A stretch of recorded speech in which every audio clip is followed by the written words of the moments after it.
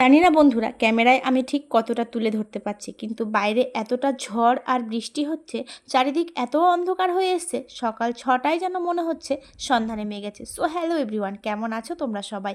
আশা করছি সবাই খুব ভালো আছো, আমিও ভালো আছি। আর এই যে এটা দেখে তো বুঝতেই পারছো এটা কোথায়। এটা হলো রায়গঞ্জের কুলিক ফরেস্ট। না না, এখনই ভেবো না রায়গঞ্জে যাচ্ছি। এই যে এই সুন্দর দৃশ্য দেখে কি বুঝতে পারছো তো কোথায় যাচ্ছি? হ্যাঁ, ঠিকই বুঝেছো বন্ধুরা, আমরা যাচ্ছি শিলিগুড়িতে। কারণ শিলিগুড়ি যেতে আসতেই রাস্তার দুপাশে এই সুন্দর দৃশ্যগুলো দেখা যায়। হ্যাঁ, শিলিগুড়িতে যাচ্ছি আমরা ডক্টর দেখাতে। আর এই যে শিলিগুড়ি জংশনে কিন্তু আমরা নেমেও গেছি। এখন কি করব, এত রোদ গরম, এবার একটু সকালের খাবার দাবার খেতে হবে। খেয়ে দিয়ে একটু পাশেই আছে ওয়েটিং রুম, সেখানেই এখন ওয়েট করতে হবে।